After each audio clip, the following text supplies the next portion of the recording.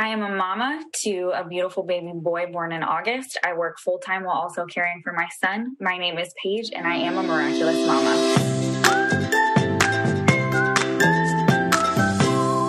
Hello, welcome back to the Miraculous Mamas podcast. I'm your host, Elizabeth Joy, and we believe in empowering women through storytelling and education. I feel like we're already learning so much this year. I had so much fun last week talking with Chelsea.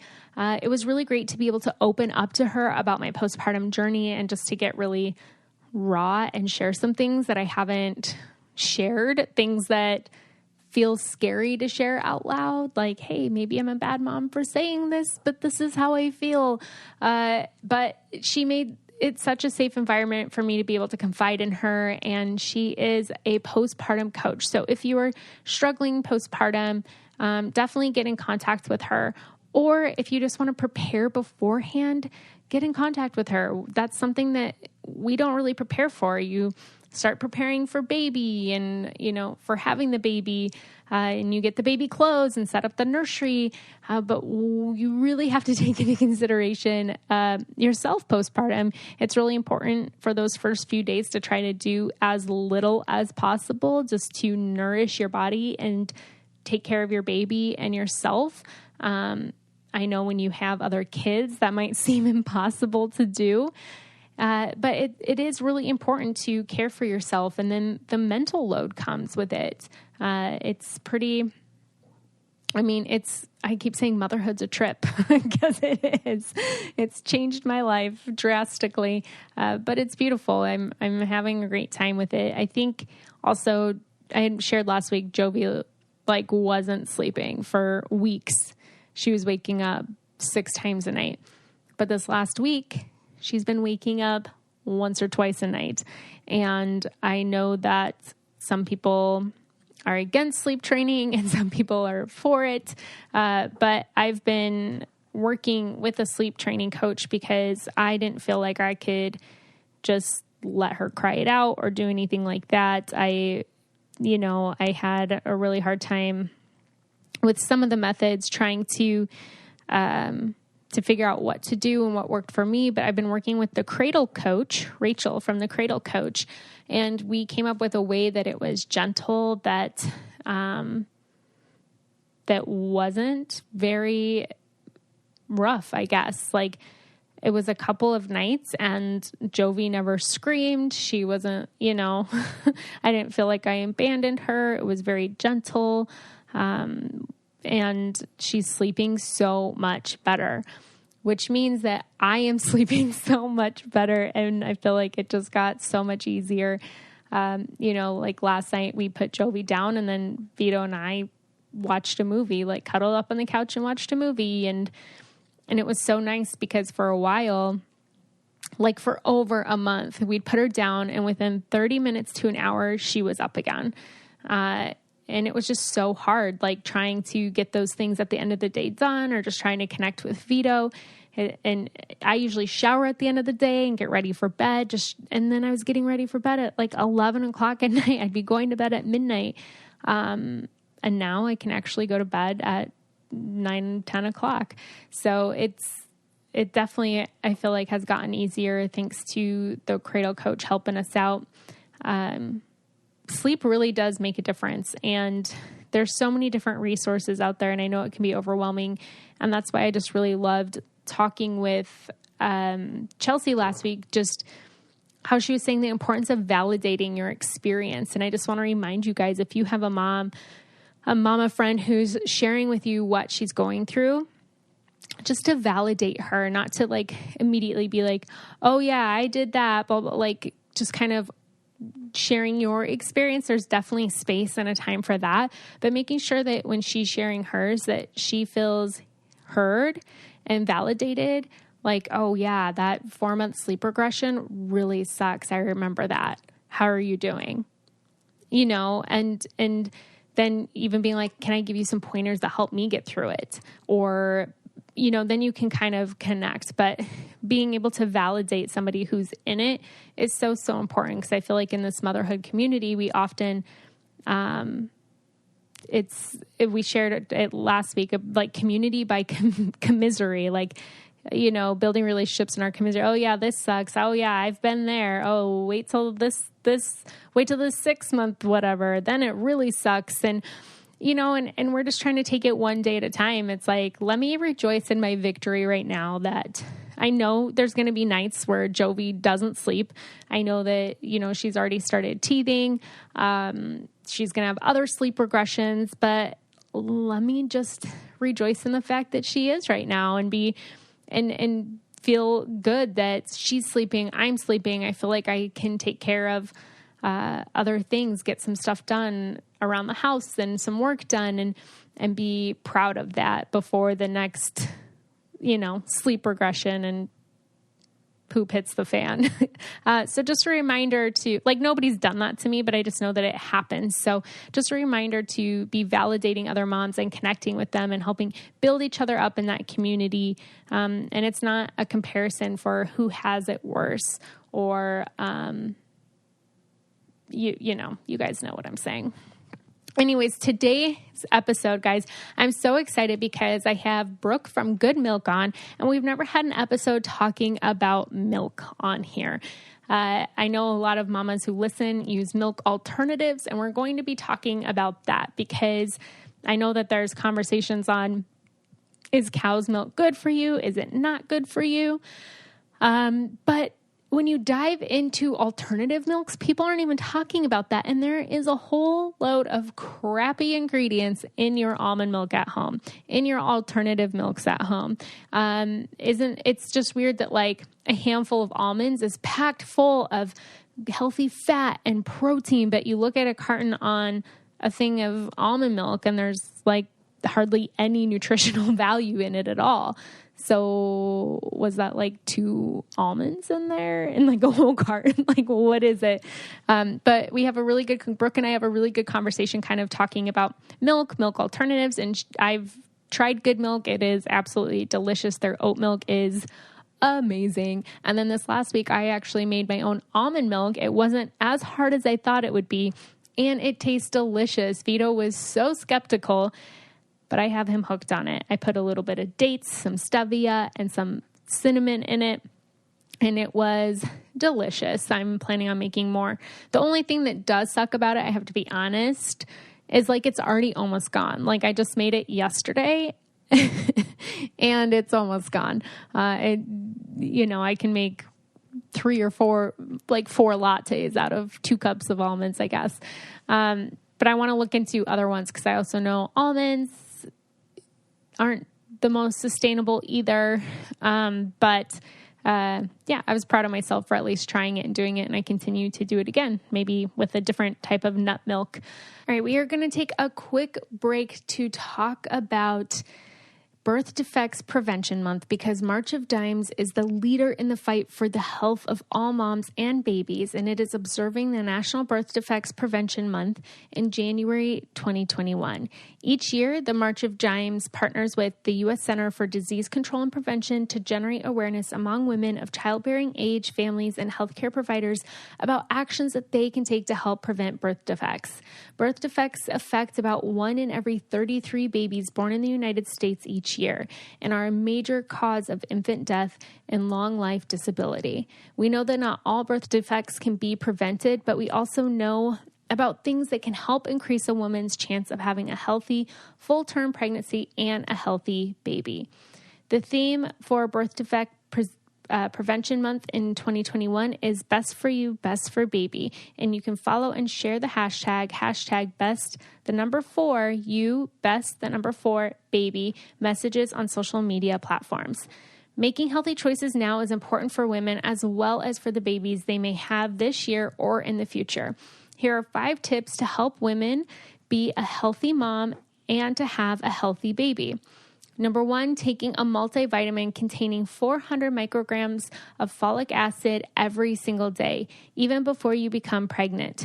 If taken before and throughout pregnancy, it is a form of vitamin B, and it has been proven to help prevent serious birth defects of the brain and spine. It's also a good idea to eat foods that contain folate, the natural form of folic acid, including lentils, green leafy vegetables, black beans, and orange juice. Number 2, see your health care provider in the new year for a pre-pregnancy checkup. Be sure to talk to them about all the medications you're taking, including prescription and over-the-counter medicines and any vitamins and supplements. Ask your doctor about managing health conditions before becoming pregnant. Number 3, make sure that your vaccines are up to date. Ask your healthcare provider about vaccinations that you need during each pregnancy, including the flu shot and the pertussis booster. It is also a great idea to make sure vaccines are current for everyone in your family to help prevent the spread of disease. Number 4, try to reach a healthy weight before you get pregnant. Excess weight can affect your fertility. During pregnancy, it can cause problems for you and your baby. Talk to your healthcare provider about how to reach the right weight for you. Focus on a lifestyle that includes healthy eating and regular physical activity. Number 5, don't smoke, don't drink, or use harmful substances during pregnancy. Smoking substances such as tobacco or marijuana during pregnancy can cause dangerous chemicals to damage the placenta and or reach the baby's bloodstream. Smoking cigarettes is a cause of certain birth defects like cleft lip and palate.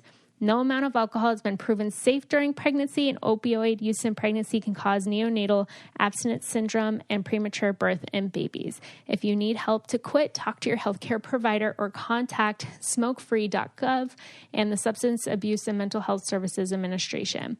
March of Dimes supports research, leads programs, and provides education and advocacy so that every baby can have the best possible start. Building on a successful 80-year legacy of impact and innovation, we empower every mom and every family. For more information, visit March of Dimes, marchofdimes.org/birthdefects, and the CDC at cdc.gov/birthdefects. Join the conversation by following hashtag #BestForYou, BestForBaby on social media. So I'm so excited to hear from Brooke, and I'm excited for you guys to just continue to learn with me and to grow. And here is Brooke from Good Mylk. All right, everyone, I'm so excited for today's episode because we have never talked about milk on here besides breast milk. And so I'm really excited to have this conversation with Brooke Rewa. She is the founder of Good Mylk, and which I started drinking, and it is so delicious. Yesterday, I tried the oat milk for the first time, and my bottle is gone. I was like, this is a problem. Like, it is so delicious. I love that. I'm addicted. I took a picture for Instagram and posted it, and then chugged the rest of the bottle. And I was like, oh my gosh, this is so good. But we're going to talk about milk alternatives, and talk about why people give their kids milk. So thank you so much, Brooke, for coming here and being with us. And I'd love for you just to kind of tell us a little bit about who you are and why you decided to start this amazing company. Yeah, thank you for such a lovely introduction, and thank you for having me. As you mentioned, I'm the founder and CEO of Good Mylk Co. And it was a long, twisting journey to where we are today. And it started really, you might be surprised to find out that I grew up on a dairy farm. In Western New York. My grandparents had a dairy farm when we were growing up, third generation dairy farmers. And we would, we weren't buying milk at the store. They would bring the milk up in buckets from the barn to the house. And that's how we would get our milk. And as far as taste went, I was never a fan of milk, and was always a fan of animals. So that was something that was really special about growing up on that farm, is I got to be so close and interact with the animals. And I think that really, shaped a lot of my adult life, but definitely is a part of why we do what we do, is definitely animal related. But growing up on a dairy farm, my grandfather actually lost the farm later in life because he kind of, couldn't keep up with the mass farming and refused to take on a lot of the tactics that were happening with mass farming. So a lot of little farmers in our area kind of got weeded out and ended up going bankrupt or losing their business because they had a way that their father and their grandfather taught them how to farm, and that's what they wanted to stick with, and had, these personal relationships with the land and with the animals. And a lot of times that just isn't scalable. And so unfortunately for my family, they lost the farm And I went off to college. I went to San Francisco to school and became a vegan in San Francisco, no surprise. Was already a vegetarian. The weirdo in my family was a vegetarian, which no one understood. And then when I became vegan, that really blew my family's minds. And then freshman year of college, I wrote a paper. Soy milk was the big thing then. Mm-hmm. So, which now we know soy milk is not good. Mm-hmm. But I wrote a paper about why soy is so much better than dairy milk, a 30-page paper for a class. And I sent it to my mother, and she was like, don't you ever show this to your grandfather. Like, I had shamed the family in writing that paper. But I learned a lot, and I learned a lot about, general farming practices, what's in milk, why pasteurization came along. And then the fact that really the milk that's out there on the market is one we can go down a whole rabbit hole in pasteurization, but pasteurization, any of the benefits that people talk about with dairy, pasteurization kind of gets rid of those, mm-hmm. right? It kills, it's meant to kill the bad bacteria, but with that, it kills all the good bacteria as well. So then milk gets fortified, and then it's vitamins being put in a way that when we consume it, our body doesn't recognize. So that, mm-hmm. that causes all kinds of havoc and inflammation in our bodies. So I was already on board with plant-based because of the animal stuff. But the more I started to learn about health and wellness and how our bodies work and how the food system works, plant-based just made so much more sense, and definitely plant-based when it came to dairy products. But that was a long time before I even thought of making a business out of this, Later on down the line in my wellness journey, was moved to LA, was working in film and TV as a vegan. And when you come from where I came from and you move to LA, there are it's a whole new world, mm-hmm. Food wise. Like, there are just so many different vegan, I was eating iceberg lettuce and smoothies and hummus as my only options. And then I moved to LA, and there are vegan restaurants and vegan grocery stores, and any food you can imagine there's a vegan option. So I went a little crazy on eating all the vegan, replacements, and I got sick. No surprise now, knowing what we know, but then I had no idea why I was sick, major digestive issues, spent a year really sick, and then another year going to doctors trying to figure out what was going on, and no one could figure it out. At the end of the day, I got an IBS diagnosis and kind of you're going to have to just live with this for the rest of your life. Lucky for me, I was in LA, and in another very LA moment was hiking and talking about this. And the woman hiking in front of me ended up being a holistic nutritionist. She turned around, started talking to me, and I sat down and had an appointment with her a week later. Within an hour, she was like, okay, cool. I understand what's going on. We just got to cut out the processed foods. And I was like, no. Like, I'm vegan. I'm good. My diet's good. She's like, no, I want you to go home and take a look at the packages, the food in the packages, and take a look at the ingredient label. And then tell me if you think your diet's good. And so I did. And, no surprise, the burgers and the sausages and the chicken patties, like, those were full of a bunch of weird ingredients. But the one that I was most surprised about and also really disappointed in was my almond milk. Mm-hmm. So we're past soy. We know soy is not good. We're on to almond milk. It's all the rage. And, marketed as a healthy alternative. And so I never thought twice. I thought I was educated, but also never thought twice beyond the marketing to actually look at the ingredients or the nutrition panel. And when I did, I was like, okay, this makes zero sense. There's a bunch of ingredients in here. I have no idea what the heck they are.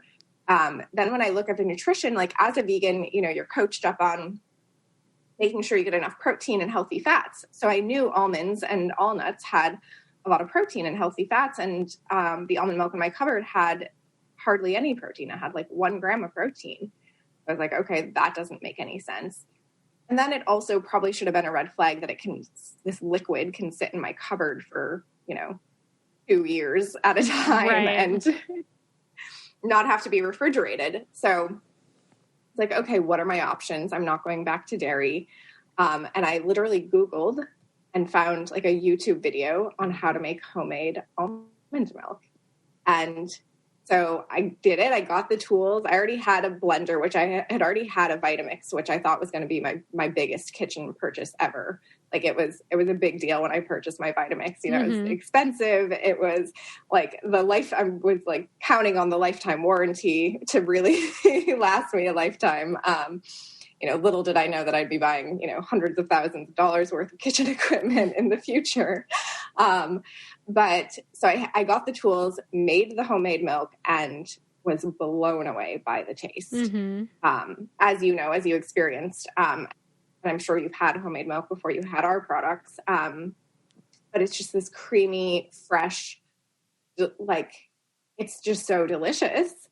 And you can taste the difference. You can actually taste, okay, I just made almond milk. I can taste the almonds. And so beyond the way that it helped to make me feel by cutting out the binders and gums and preservatives and adding something that was actually nutritious, it just tasted so darn good that I was not going back to the box stuff.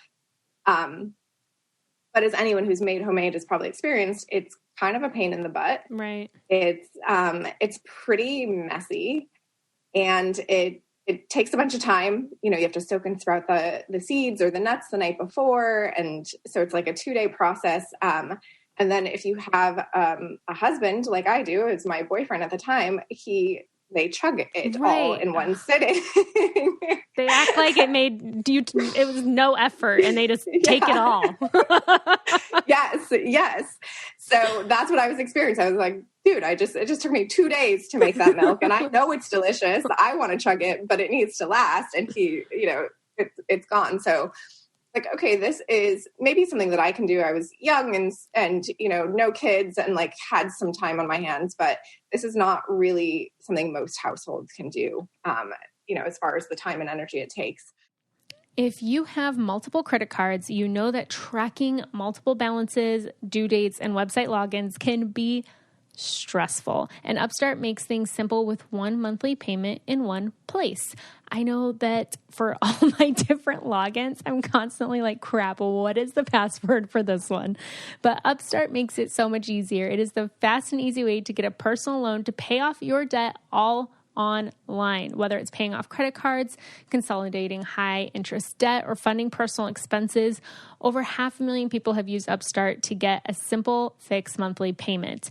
It helps find smarter rates with trusted partners because they assess more than just your credit score. They believe that you are more than just a number. Within a 5-minute online rate check, you can see your rate up front for loans from $1,000 to $50,000. If debt is taking over your life, it's time to get a fresh start with Upstart.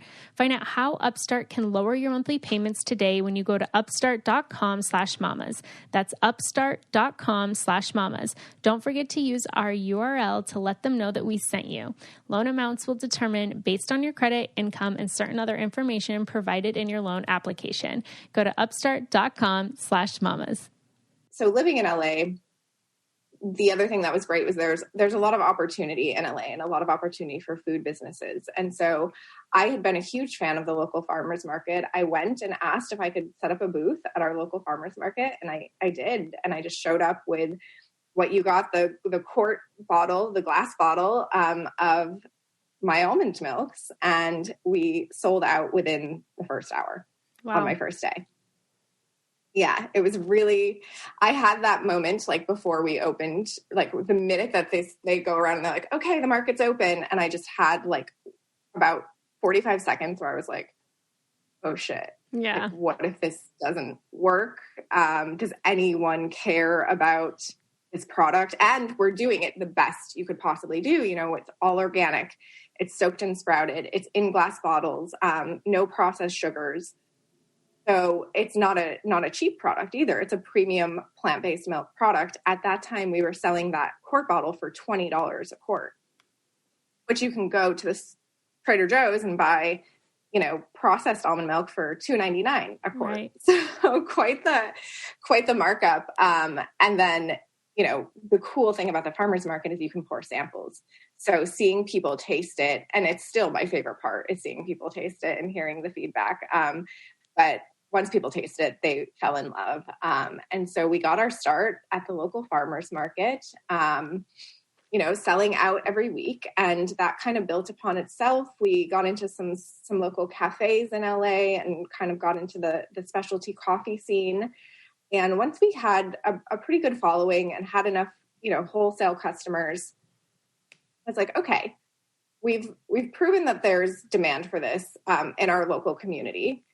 I love serving my local community, but there are other communities that need access to this, probably more than people in LA do, And so how do we scale this product without compromising the liquid? Which that's where the hard part comes, creating a fresh homemade product that's delicious and people like is, wasn't the hard part. It was, how do we scale this and keep the integrity of the liquid? And that's what our first version of that is what you saw and what you got, the frozen concentrate packets that you can keep stored in your freezer for as long as you want. When you're ready to use them, you just thaw and add water. You don't have to blend it. You don't have to, do anything fancy. You just put it in the bottle and give it a shake. And you have that same product that we were serving fresh at the farmer's market. And now it's available nationwide. Mm-hmm. Yeah, it is really good. Like, I was surprised. So I love oat milk. That's kind of my favorite. If I do buy, half the time I don't even have like a milk alternative in my fridge because I just don't use it that often. But it was so good when I had the oat milk yesterday. I'm like, I wish I had cereal to eat this with because I don't have cereal either. But I had just made some homemade granola. So I poured a bowl of homemade granola and poured the oat milk over it and ate it. And I was like, this is amazing. The best thing I've ever had. But that's so cool. I mean, it's such I don't know. It's just, it makes me so excited when you hear this person had this passion and this idea and they brought it to life and there was this demand, and then you were able to grow this business. It's so inspiring to hear. And especially a business that is, like you said, you're kind of you're cutting out all the crap that's in all the other milk alternatives and things like that, but even down to the packaging and the bottle and everything like that, just kind of reducing as much as you can, which is so awesome. So I'm so excited to dive into some of the subjects with you because I mean, I feel like a lot of people listening are probably what do you what is in the milk on the shelf that's not good for me? And what's wrong with the dairy industry or even, the pasteurization process. So I'd love to kind of dive into that because I know, I know for me, it was hard for me to try to find a milk that didn't have carrageenan in it. Which I don't even really know what that is, but I remember listening to a podcast once where I heard it wasn't good. So I'm like, oh, I should look for stuff without it. But it's once you start looking, it's in everything. Yeah. So that actually takes me to a point that I want to make really quickly is that I can't do what I do and I couldn't grow a business like this without people like you helping to educate. Because that's one of the things that we have to lead with because there's so much misinformation out there. The food system is so incredibly confusing. And we have hectic, crazy lives and don't have a ton of time, even though it's arguably the most important thing we do every day, is feeding ourselves. We're really out of touch with the food that we're putting in our bodies. So thank you for what you do because this helps make products like mine possible. Because it takes a lot of work and it takes the whole community to educate and help empower others on their health journey. But yes, disappointingly, let's start with dairy and then we'll go into to the other plant-based milks. Dairy, like we kind of touched on earlier, dairy, like all food, dairy, there's an argument to be made for dairy and that I'm not one to argue against real food, but what I would say is most people don't have access to that kind of dairy where there might be some health benefits for a certain type of person. The dairy that we have access to is highly, highly pasteurized. It's homogenized. It's, back in the day, like when I was on my grandparents' farm, you'd get milk from one cow. Now it's, you're getting, the milk is homogenized with milks from all over, of all different cows. And so that's why they have to pasteurize, because then they don't know what actually, what bacteria, what hormones, what other things could actually be in the milk. So like I said, pasteurization kills pretty much everything, including any of the good benefits from milk. So you're paying for an overpriced, watery, milky liquid, which is also what you're paying for with most plant-based milks. But the dangerous thing is then it's being fortified with vitamins, which then gives them, the marketing, the ability in marketing to say, hey, we have this much vitamin D or this much vitamin C. And when something is fortified, your body just doesn't recognize that as real food. Our body processes the best vitamins it processes is from real food. So it's not the same. It's not an equivalent. And that's how it's marketed. It's marketed as the equivalent, as if you were having raw, fresh dairy right off the farm.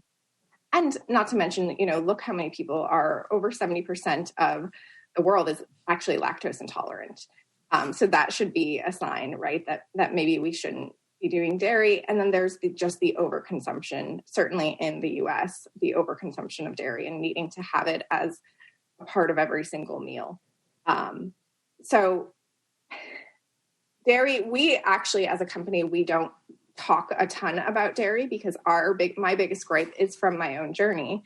And that was with plant-based milks, and plant-based milks also not living up to what they say they are. But kind of using this gray area for consumers where plant-based is better, and it actually isn't. Mm-hmm. Yeah. Well, probably too, because like you said, I had no idea almost 70% of the world's lactose intolerant, because I feel like that most people don't know it because it's not like for them that they get crazy, it's not like they're breaking out in hives or whatever, but it causes a lot of inflammation in the body, which then causes disease and sickness and all sorts of other things. Yeah. All right, so it is important to keep feeling your best through maximizing your hydration. Did you know that hydration can be tied to improved mood, better focus, mental clarity, more energy, clearer skin, and more? Water alone doesn't hydrate you as quickly as drinks with an optimized blend of electrolytes. And I want to introduce you to Hydrant. That's where they come in. Hydrant is a refreshing drink mix powder made with 4 key electrolytes: sodium, potassium, magnesium, and zinc. It's made with real fruit juice powder and no artificial sweeteners. And for an extra boost, try new Hydrant Immunity. It contains vitamins A, B6, B12, C, and D, along with ginger and turmeric. Water meets wellness in a vitamin-packed drink mix that you can drink hot in these chillier months. Plus, it's backed by 100% guaranteed. If you don't love it, they'll send back a full refund, but you're going to love it. You really need to try it for yourself to see what I'm talking about. It tastes incredible and it works. I can tell you that I have a hard time drinking enough water, especially while I'm breastfeeding, because I am busy. I always sit down to breastfeed and I'm like, crap, my water is across the room. But I've been adding a hydrant to my water every single day to make sure that I am getting hydrated and that I'm getting the electrolytes that I need. And it also makes me drink more water because it tastes really good. So then I want to have another pack. Try Hydrant today and save up to 20% off your first order.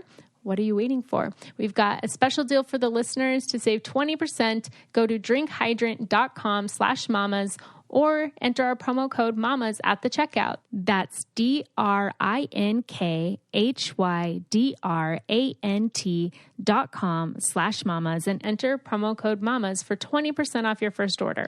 That's drinkhydrant.com/mamas and enter promo code MAMAS to save 20%.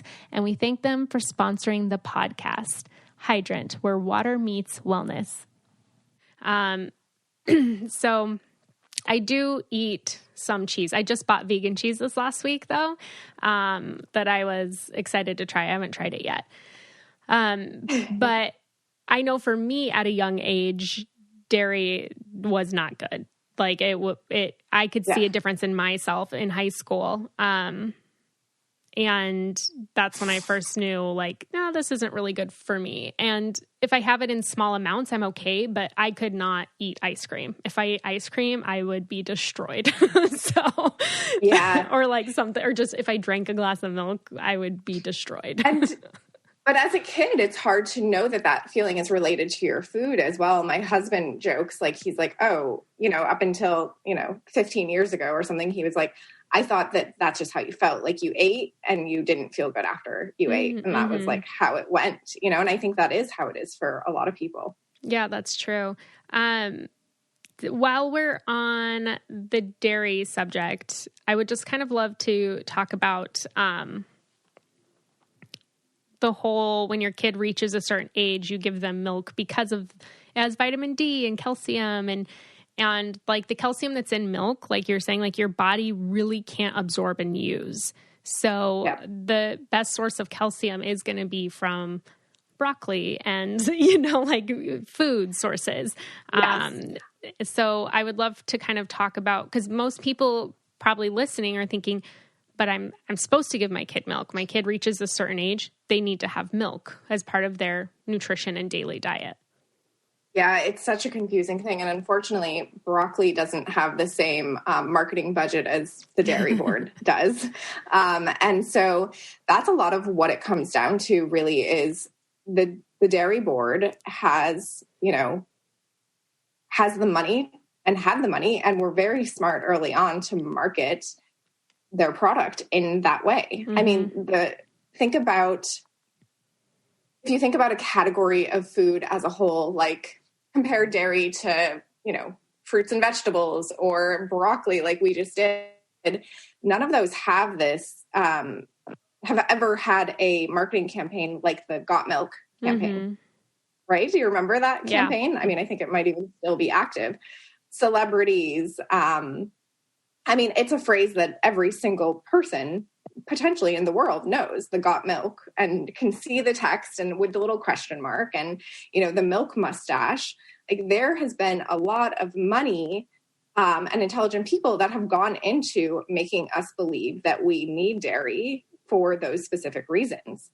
Where the truth is, if you eat a healthy diet and if you have like fresh fruits and vegetables and legumes worked into your diet, you don't have to worry about getting extra vitamin D and extra protein from your dairy. Like, that's not a thing. It's, the core, there's so many layers to peel back, but the core of it is our food system. Our food system is a little bit messed up, or very messed up. Yeah. Actually, I have some really strong personal feelings on it, but there are things that we are marketed, like eggs being a part of a hearty breakfast, and I'm not saying don't have eggs for breakfast. I'm not even saying, don't ever have dairy, but I'm just saying, let's be aware of where these taglines and where these ideas that we need these things are coming from. They're coming from a lot of money, a lot of people interested in making a lot of money, and a lot of marketing power is behind those messages. Mm-hmm. I think it's something that a lot of people don't realize either is that the food nutritional value is also not the same as it once was, because like one thing I get super frustrated with eggs, which I found out last year that I have an egg allergy, but one thing I get really like, even if I find organic eggs, it says like grain fed or something. I'm like, that's not their natural diet. Like chickens eat grubs, they eat bugs, that's not, so you're not getting even the same nutrition. And cows that are fed this genetically modified corn. So it's different than a cow that's grazing in a pasture that's not sprayed with chemicals. Like their milk and their cheese made from that cow is going to have a different nutrition, like nutritional, I can't think of the word right now, than a cow that's fed genetically modified corn. And the majority of our dairy comes from factory farming, where that's what they're fed. So our food sources, even like you said, I mean, kind of the nutrition's taken out and put back in. It has to be like processed for the shelf lives and all these different things, but it's not even the same. So even if cow milk, I'm sure the milk that you drank at your grandpa's farm was completely different than what you're buying on the shelf, you know? Like I remember a few years ago, actually probably like 10 years ago, cause I don't do well. I don't remember the last time I bought milk or drank it.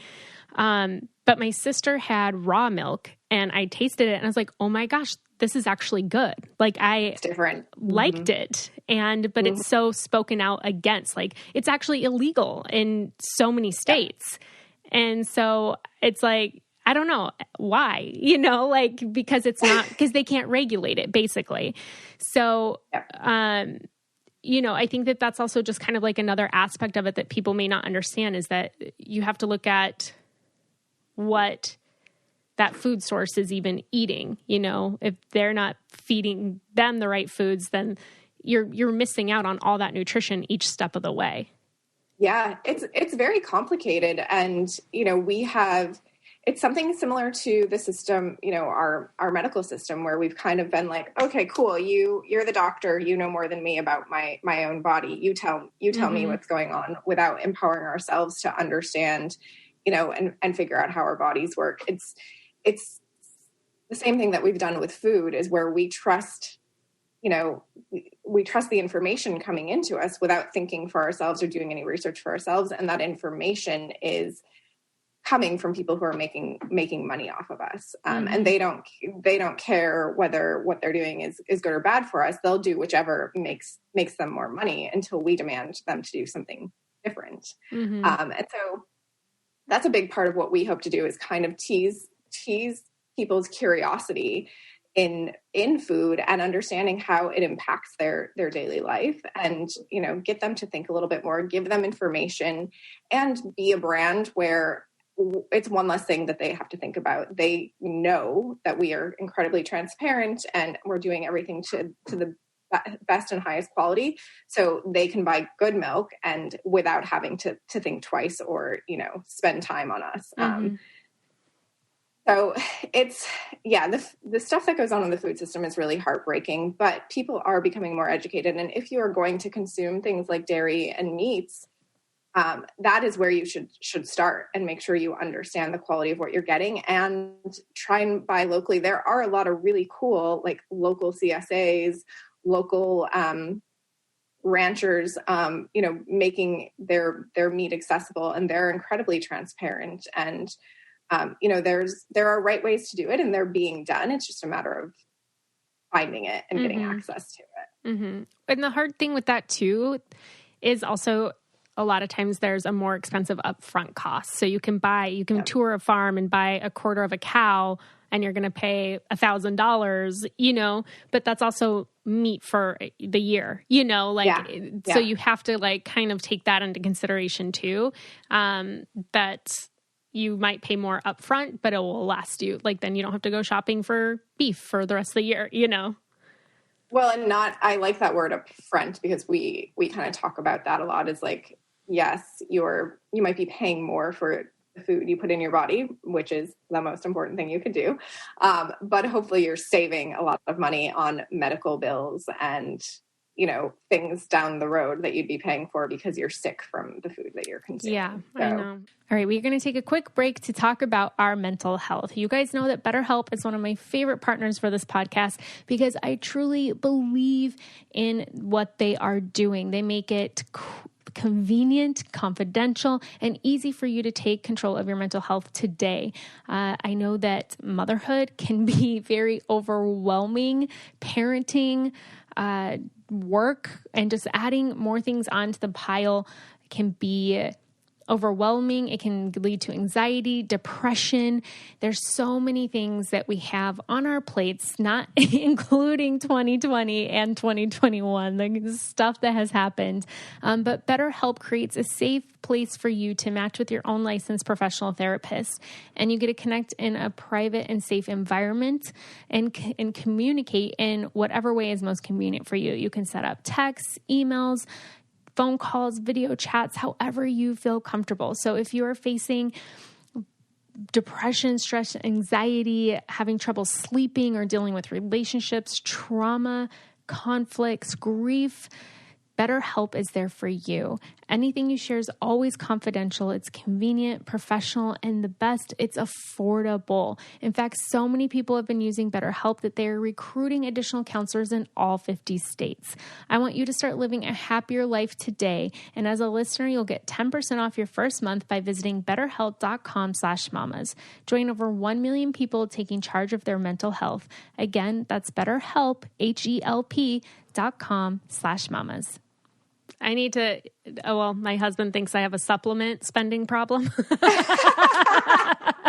And I'm like, but babe, we have to take care of our health now. And I'm like, then we won't be like as sick. He's like, you spent how much in supplements again? Didn't we just get another box? He'll like open another box. Yes. He's like, more supplements. I'm like, but babe, because I listen to all these different health podcasts and then I'm like, oh, I got to buy it. And he's like, you have a problem.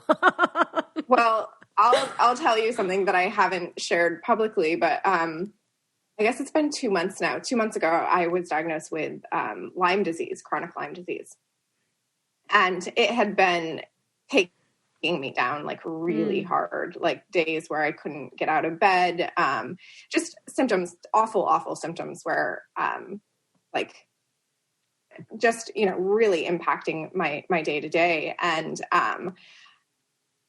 luckily was the first doctor I started seeing, because of my history, I knew where to go. So the first doctor I started seeing was the right doctor, versus a lot of people have a very long journey trying to find the right doctor for them.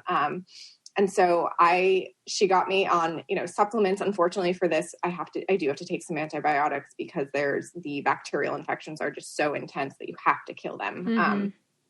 So antibiotics plus all the supplements to support them, plus all the supplements I was doing on my own. So I literally probably spend at least an hour a day between like taking my little pills and making my concoctions of supplements and all the things. And they've been amazing. But the number one thing that I actually, after like the first 3 weeks of getting into the treatment, which were pretty brutal, but it's actually been really great since after that first 3 weeks, because I noticed very early on that how I eat is completely impacting. Like the supplements are helping and can boost, but no matter if I take all my supplements that day and if I eat something that's going to set off inflammation in my body, there's nothing the supplements can do, So I, had, like everyone, had kind of had the corona or had the quarantine diet the past 10 months and was eating a little bit more cookies and things than I had historically. And so I cut that stuff out, started thinking about how food was impacting the inflammation in my body, and it completely changed things around. And where before I would have like three good days in a row and then have like 2 or 3 or 5 bad days, I have had like 60 good days in a row. That's awesome. Just by paying attention to my diet and also taking the supplements that boost. But if your body is inflamed, there's not a lot that the supplements are going to help. Yeah, that's you got to true. get to the root of it. I know. I need to stop giving my husband his supplements then until he stops eating sugar. Sugar's a big one. I just had a conversation about sugar yesterday with our one of our advertising teams, and one of the team members is trying to cut out sugar, and she's just having the hardest time with it. It's hard. It's hard. Once you get addicted, like I did so well for so long. Like for some reason, like 5 years ago, my taste buds changed and I no longer had a sweet tooth. I used to have a crazy sweet tooth. And I remember I bought like this dark chocolate bar and I had it in my fridge, and then it just sat there for like 6 months. And I'm like, that's weird. Like normally I'd come home and be like, I'm just going to bite off a corner and then another corner and then, and it changed. But then when I was pregnant, the last 2 months of my pregnancy, I started getting a sweet tooth. And then since then, I have had a crazy sweet tooth, and I'm always like, I have to like cut it out because I'm breastfeeding and like, I just like all this stuff. And it has been, I don't think I've ever been so addicted to sugar, but this week I've been doing so good. So I'm so proud of myself. But it got to the point where I had made these cookies and like frozen half the dough to make another time. And we had nothing sweet in our house. And I was like breaking off pieces of frozen cookie dough because I'm like, I just need something sweet right now. Then I'm like, I have a problem. Sugar is hard. And when I talk about sugar, I'm saying processed sugar. Because I do think, dates, raw honey, maple, those are all fine in moderation. And I will never give those up. I'm a big sweet tooth as well. But processed sugar is really dangerous, and it is like being addicted to a drug. Yeah. But there's so many good replacements out there now. I am a major sweet tooth, and so I've had to figure out the replacements, and a lot of the replacements I have or make are actually way better than the thing that I would have bought at the store that has the processed sugar in it. So yeah. That was my plan, was to like go into that and then like wean off of that. So this week I actually made banana bread with monk fruit instead of sugar. And I used this gluten-free flour and these vegan chocolate chips. So I that were like, made with good things in them, not like sugar. Yeah. And it turned out really, really good. So I'm like, okay, so that'll be like, I'll have a piece of that a day to start curbing the sweet too, but it definitely is hard, man. And I think that like, just kind of going back to everything, like it's hard. They make like the alternative milks and the dairy and everything so available. And you were saying like you moved to LA and there was vegan restaurants and there was options for you, right? In a lot of places there just isn't. So trying to find some alternatives or trying to, even just figure out the health stuff, it's a lot of work. And a lot of people just either they don't want to do the work or they don't really have access, or it's just too hard or it's too expensive. Like it's cheaper to buy a gallon of milk than it is to buy something else. So that's, I feel like where it's, the food industry in the United States is really upside down, because it's like, it costs more money for me to buy a pound of apples than it does a pound of cookies. Like, well, yes, no, it is such a problem. And like for us, it's so heartbreaking because we buy everything organic, and organic prices are so 3 to 5 times that of non-organic. Like we could get non-organic almonds for so much cheaper. But we don't. We use organic, and we also import them from Italy because we use raw almonds, and you can't get raw almonds in California. So it's expensive when it shouldn't be. It's hard. It's confusing. There's a lack of access. But I would, similar to your journey, once you know how good you can feel through eating real food and cutting these other things out, it becomes a no-brainer. I don't have a like shoe addiction or a purse thing or even like buy clothes that often. All of my money goes into food, and it's what brings me joy and what I love. I think that I see direct results from it, and being able to run a business and work long hours and have sustained energy, even with, an illness. That's a totally worth the price. And our hope is certainly, our prices are premium, and that's not because we're making a ton of money off of it. So let me tell you, it's because it costs us that money to do it right and do it the way that we want to put it out there for consumers. And certainly the hope is that someday we can get those prices down and make it much more accessible. But it's just not the way it is for organic foods right now. Yeah.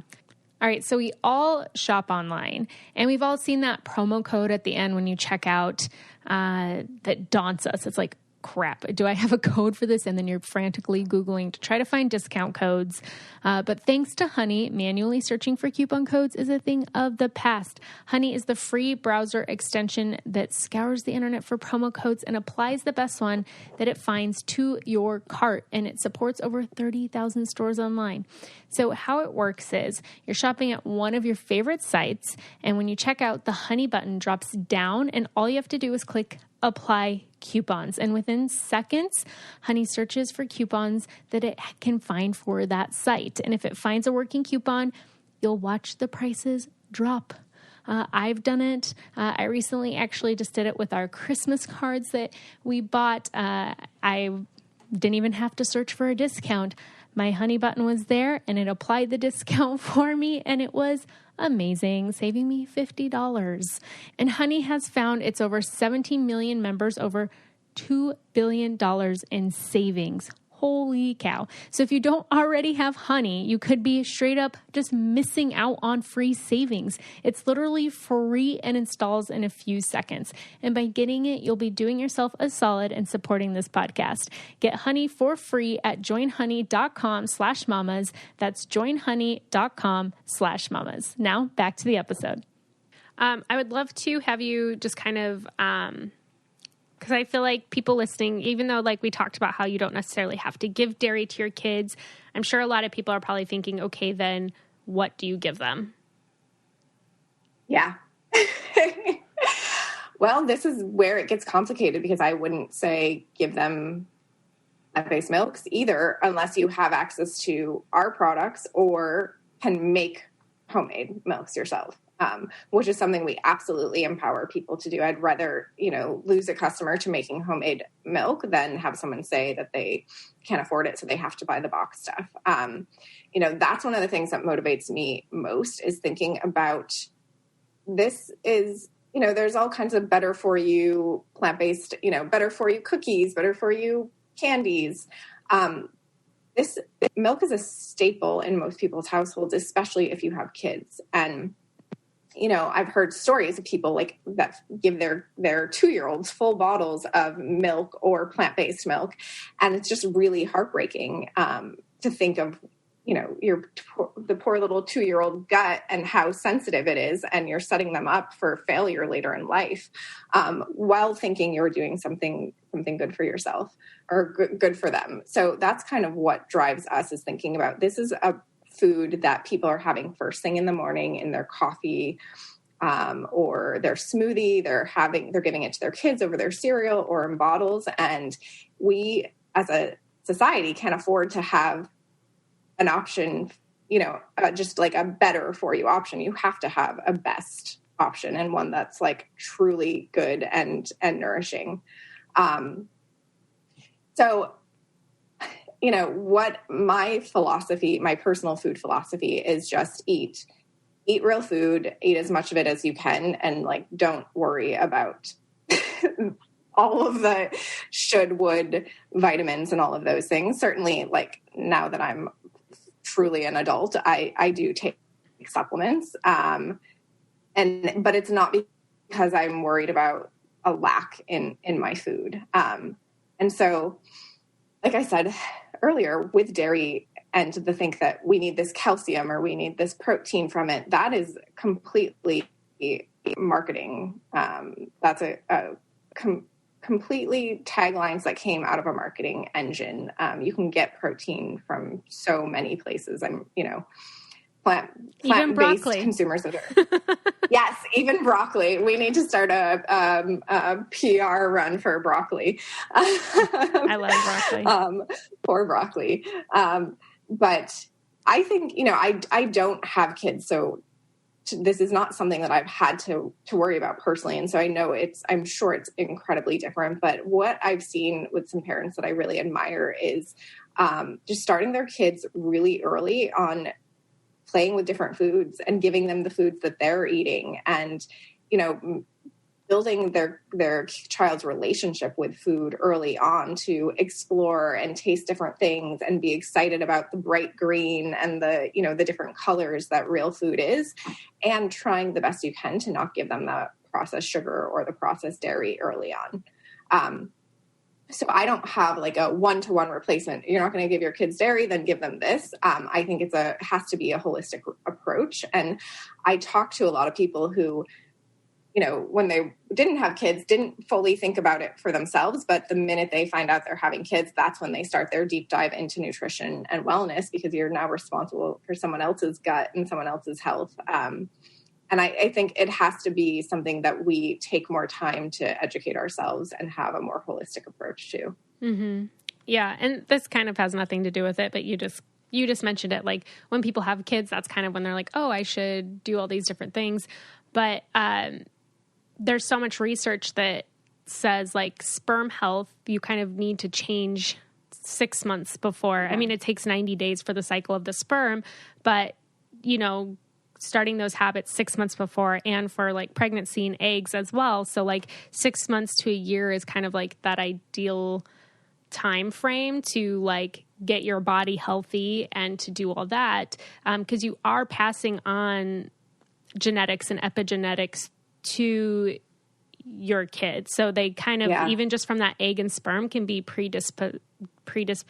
I can't talk today. You know what word I'm trying to say. I'm just going to blame everything on mom brain for now on. To that. And so there's actually like some really interesting studies now saying that, because like for me, my grandma carried me in her womb because my mom's eggs were fully developed by 4 months in utero. So what my grandma was eating then was even affecting me.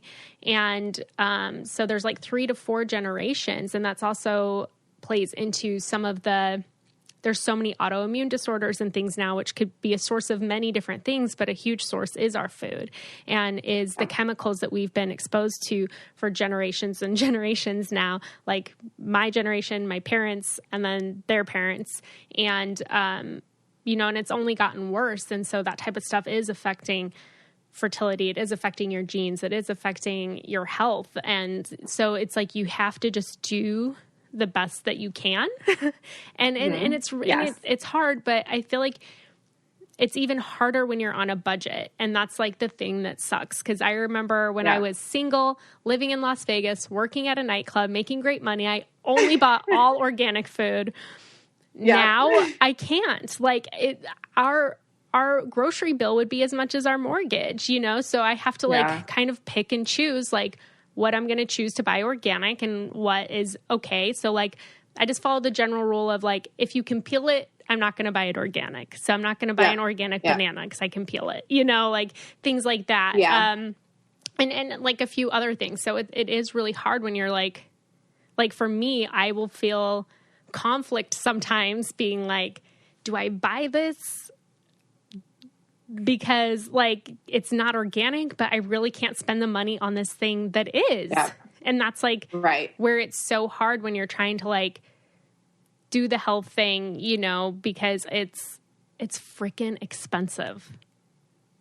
It is expensive. And I think there are, you know, I love that you just have to do your best. And I think that that's what it comes down to. And however, in order to do your best, you do need to be educated. And so you're very consciously making the decisions that you're making, and you know this, you know the repercussions, and you know if you can live with them or how severe they aren't. I think the problem comes in is when we allow the marketing and brands to tell us what's good for us. Let's take that whole conversation and talk about oat milk within that conversation. Okay.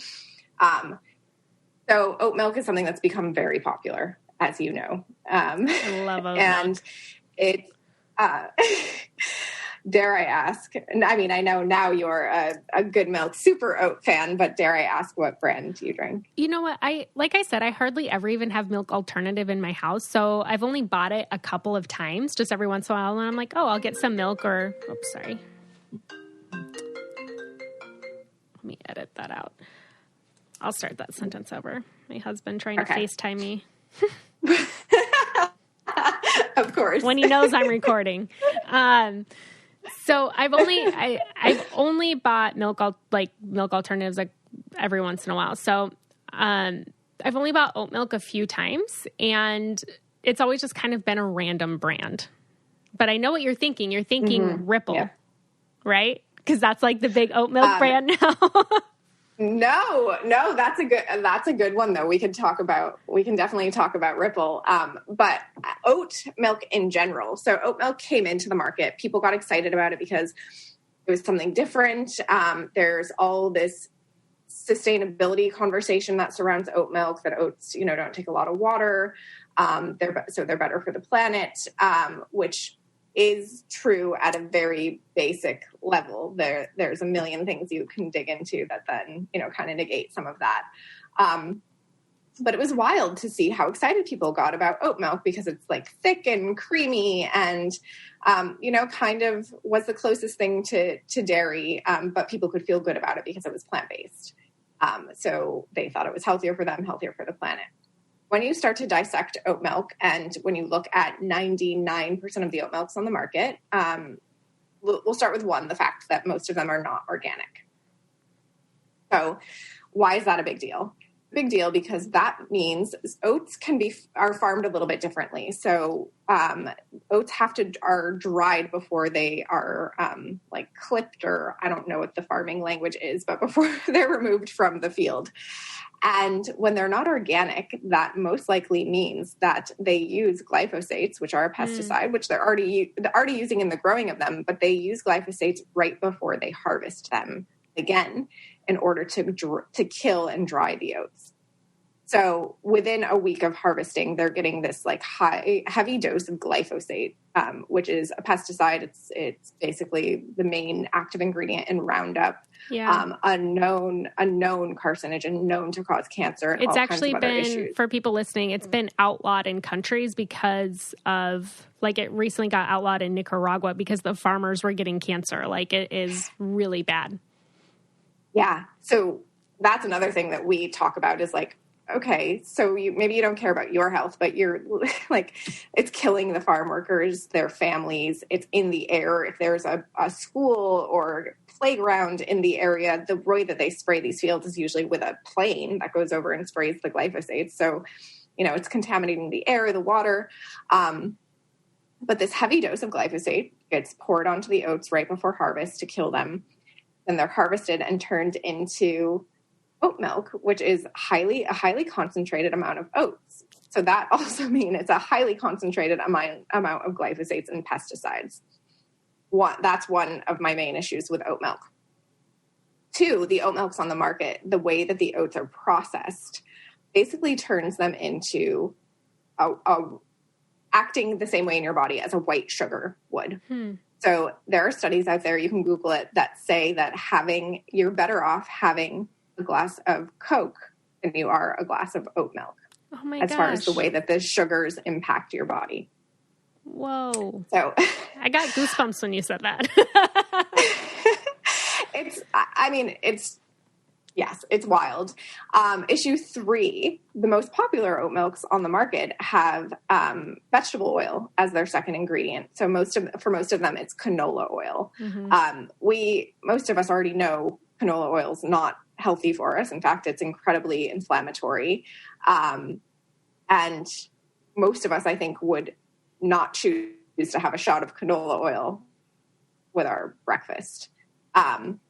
So that's another issue for me. And then on top of that, there's the gums, the dipotassium phosphate, the other fillers, the binders, to make these oat milks into this liquid that's super creamy and delicious and people love, but it's no, duh, we love it. It's high carbs, high fat. It's basically liquid sugar that we're drinking. And then it all gets masked under this umbrella of this is plant-based and this is better for you and better for the environment, when it's really not. And I'm guessing in a few years, we'll see a spike in autoimmune issues and other issues from this oat milk, the rise in oat milk consumption. Wow. That is so crazy. We need to get that banned in the United States. I wish they would ban the glyphosates because it wreaks havoc. And there are so many health issues today.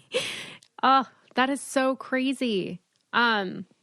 So why don't you tell us what are some of the good ingredients? What do you use in yours? Because your oat milk isn't just oats, right? Right. Yes. So oat milk really started to become popular like 2 years ago. And we, as a brand, we started with almond milk. We added on hemp because I personally love hemp and love the nutritional profile. So we've kind of created this brand where we can make any alt milk that we want and add it to our portfolio. And oat milk was one that I even though, oat milk sales were spiking, people were really into it. I couldn't get excited about it personally, from a nutritional standpoint. And then knowing what I knew about why people loved it, it was because it's super processed and has fat in it. So it took me, 2 years to really figure out how to formulate an oat milk that I felt like we could get behind and that I was excited about. And we named it Super Oat Milk because it's not like regular oat milk, it's super. And it's, from as far as I know, it's the first oat milk on the market that is clean ingredient and actually has a real nutritional profile. So our milks, for anyone who's made homemade milk, we make them exactly like you would make homemade milk. We just have larger equipment to scale it, but it is, that soaking, sprouting, the blending, the pressing, those are our basic steps. So there's no processing other than what you would do in your own kitchen, which is a huge difference. And processing is a whole other rabbit hole we could dive down that people just don't understand food processing and how that actually impacts how the food reacts in your body. But we have actual nutritional benefits from our oats, but then we added this really cool ingredient called tiger nuts. And tiger nuts are actually a vegetable. They actually, they're a tuber, so they grow in the ground just like a potato would. And they have high iron, high potassium. They have some protein in them, and fiber, prebiotic fiber. And so when we add them in, they not only add this really nice nutritional profile and balance out kind of the carbs in the oats, but they're also super sweet and creamy. And so they add this really nice complexity to the oat milk and kind of make it taste, I describe, and tell me if you would describe it this way, I think it tastes like the milk after a bowl of cereal. Yes, that is a very good description. Mm-hmm. I know. It's chuggable. Yes. Very chuggable. Love that. So that's what we, in order to compete with these oat milks on the market, we had to put something out that tasted delicious, had this body to it, but also had to live up to our standards and be something that we felt really good about putting out. And so the tiger nuts allowed us to do that in a way where we're like, this is a really cool product and it tastes really good. And anyone who's drinking any other oat milk and is, probably a little bit addicted because of the sugar and the oils would easily and happily switch to this because it tastes so good. That is so crazy. Because oat milk was the only thing that I would actually drink almost plain. Like I would buy alternative milks to keep in the fridge for like, if I wanted to bake something, or whatever. But the oat milk that the few times I've bought it, I've like drank the entire carton. Well, and that's why I think it took off, is because it did have like boxed almond milk. You're using it exactly like you said, you're using it as an ingredient. You wouldn't have a glass of it like you would have a glass of dairy milk with cookies or something. Mm-hmm. And that's one of the biggest comments we get back with our almond milk or the oat milk or the hemp milk is like, people are like, I actually will drink this on its own. I want to have a glass of it. Right. And it's nutrient dense. So really it has things that are good for you. Yeah, our almond milk has 6 times the protein of the box stuff. So it has protein, healthy fats. We use only real food ingredients, no processed sugars. It's, I think too, part of what we're leaning into in the new year is like, look, your morning ritual, whatever it is, like, I'm sure it's different for me, someone who has no kids or someone who does, but coffee and that morning latte or morning smoothie is such a part of like, whether we call it a ritual or not, it is. And like, let us give you something to add to that makes you feel really good and maybe does make it more of a ritual and like gives you that moment. When you grab that glass bottle out of the refrigerator, you just automatically feel like you're doing something good for yourself because it's so beautiful. It feels so nice. And then when you taste it and make it, it does feel special. So hoping that it adds like a little bit of moments of ritual and appreciation into people's days. Mm-hmm. Yeah. When I grab that glass bottle out of the fridge, I just put it to my lips. It doesn't even make it to the smoothie or anywhere else because I'm just like, this is just so good. I don't want to like waste the flavor in something like a smoothie. I just want to drink it. It is I so love good. that. Well, and that's something too that's different about ours is that we have to educate on is we put it in the glass bottle and people see that it separates. So just like dairy, or someone told me recently, breast milk does this too, which makes a ton of sense. You know, the fat separates from the water and rises to the top. So we get people thinking that that's a bad thing because we're so used to food being homogenized and full of binders. And that's something we're educating on. Like, no, that's a good thing. Like real food should separate. You just give it a shake and it mixes back together really easily. Mm-hmm. Yeah. So before we wrap this up, what are some other products that you guys offer at Good Mylk Co.? Yeah. So we are, all about making this homemade quality experience accessible and easy for people.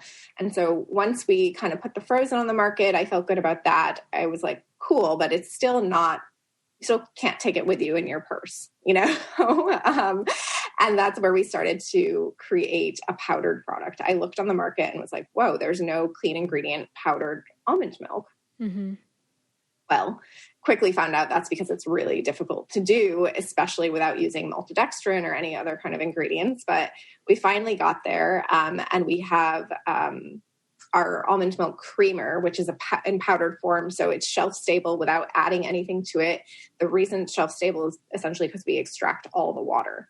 So the bacteria can't grow to spoil it. So we have our almond milk powder. We have a couple of really cool instant lattes that we made with that. And you'll be the first to hear that in the new year, we're launching functional powdered creamers. So we're going to add some, which, maybe you can replace some of your supplements. Yeah. We're going to add some adaptogens and superfoods for different functional creamers, starting with one that's specific for skin and beauty, which I'm really excited about. Oh, wow. Yeah. That'll be totally fun. Well, I'm really excited to check all of that out. That is so much fun. That's a lot of work. I'm so excited for you guys. It's like I said at the beginning, it's just like so cool when you hear somebody has this passion and they like do it. I feel like I'm somebody that I get all these different passions, but I don't do it. So I'm like, oh, that sounds like a lot of work. Well, you hit on it. And that's like the one piece of advice that I always feel comfortable giving to people who are like, what advice would you give to someone who wants to start a business? Like, you have to be so passionate about it. It's especially when you're doing something different. If you are starting a business in food, which is the only world that I know, if you're starting a business in food because you're jumping on a trend or just want to make a quick buck, like, no, go do something else. Mm-hmm. That's not how it works. And also, the passion is what gets you through the hard times. I mean, we've had to completely pivot our business model and change this year, on a moment's notice when all of our coffee shops closed down because of COVID. Yeah. And without my own passion and a team who's so passionate about our mission, like, I don't know that we would have gotten through that. And of course, like, having support from our customers and, having people like you support us and say great things about the product, like, that stuff fuels us every day. Because there are days where it's just like, damn, like, could this be any harder? And like, is this difficulty a sign that like maybe we shouldn't be doing this? But, we power through. And, as people become more aware, I think that our products are products that really make sense. And we are, for better or worse, we're about 10 steps ahead of any of the other plant-based milks on the market. Sometimes that's a good thing. Sometimes that's a bad thing. But that's where we just try and bridge that gap and educate people. And once they are educated, they realize, we are the only option for living that like truly healthy lifestyle. Yeah. You can't unknow what you know.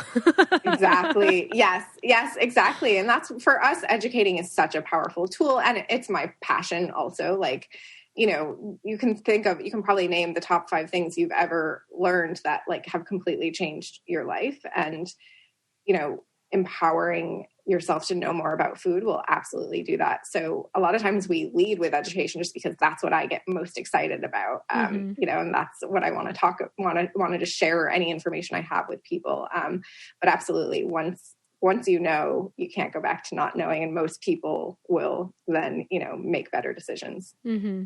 Yeah. Well, thank you so much for coming on. Where can people find and follow you guys at and order your products? Yes.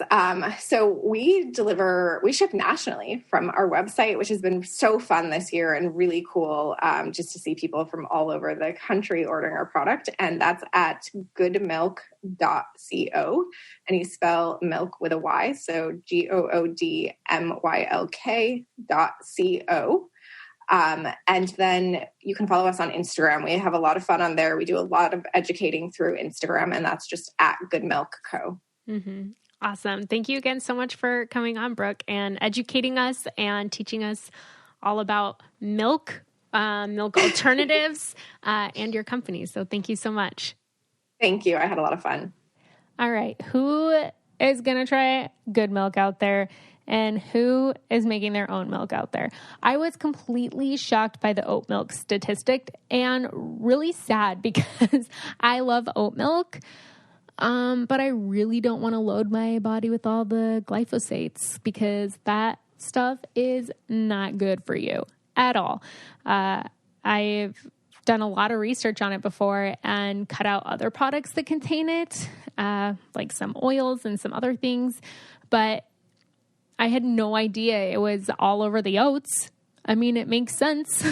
Now I can't, buy it off the shelf. You just have to order Good Mylk. Their oat milk, like I said, is literally amazing. It is so, so good. I could just, drink it like water. But I just want to thank Brooke so much for her time and her energy, for coming on and sharing with us, sharing her passion with us, and what she's put her life's work into. Make sure you go to Good Mylk to check them out online, and to just look at the ingredients in your fridge and what is in your milk, and to take those things into consideration for your health, because pesticides have so much crap in them and they are building up in our system. There's so many chemicals, guys, that are out there. And I know that they did a study, and I'm going to butcher it, so I can't even think of the right number. I'm going to try to Google it really quick. Here we go. They did a study with how many chemicals were in umbilical cord blood, because we have so much built up in our system, that they tested in 2005. There was 287 chemicals, and that is so much. So what chemicals we are putting in our body, we're passing on to our babies, onto, the next generations, and affecting their health. So it's really important to be mindful. I know it's impossible to completely shop organic. Maybe not for everyone. For us, it is it's just not in our budget to do that. I absolutely would love to be able to shop all organic, and to not worry about having a $2,000 a month grocery bill. But I do worry about that because we have a mortgage and, other bills to pay.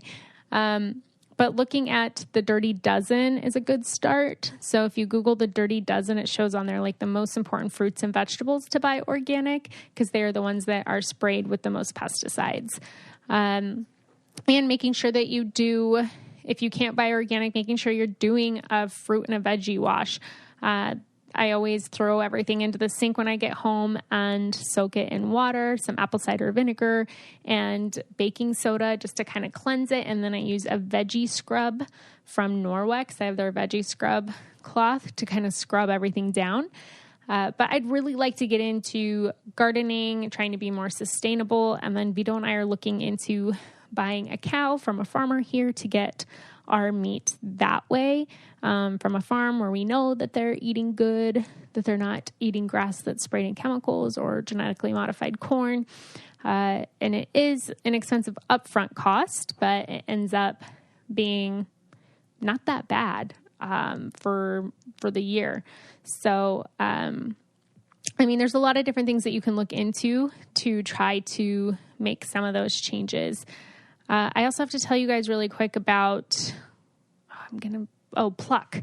So I discovered this company called Pluck the other day that is a seasoning for your food, and they take organs from these animals like liver and heart, because those meats actually have tons and tons of amazing nutrients, especially for fertility and postpartum. Back in the day, people used everything. They didn't let those other organs like go to waste. They ate everything, and there was a reason for it. They're actually really, really healthy for you. So eating good organ meats is important for fertility and your health. So Pluck, I discovered them because I don't necessarily love the taste of liver, but they have like these seasonings that are so good that you can sprinkle onto food, and you're getting a little bit of that organ meat in the seasoning. It was such a cool idea. I would love to have them as a sponsor one day. This is not a sponsored thing, but I just ordered it and it actually tastes really good. So I'm looking into like getting some more, but that's, another little tidbit of information out there. So anyways, I love you guys. I had so much fun this episode. I think that it's going to be my birthday on Sunday. I think. Yes, it is. On Sunday, guys, I'm going to be 34 years old. I officially feel like I'm really in my mid-30s. But in my heart, I don't. In my heart, I feel like I'm 22. So this aging thing is very interesting to me. But I'm not scared of the numbers at all. I feel excited. I feel like my 30s have been awesome. My 20s were a little cuckoo for Cocoa Puffs, and my 30s have been amazing. I met the love of my life. I had a baby. I'm podcasting about what I'm passionate about. I'm writing a book. Remember a couple episodes back, I said I was doing it. I have to do it.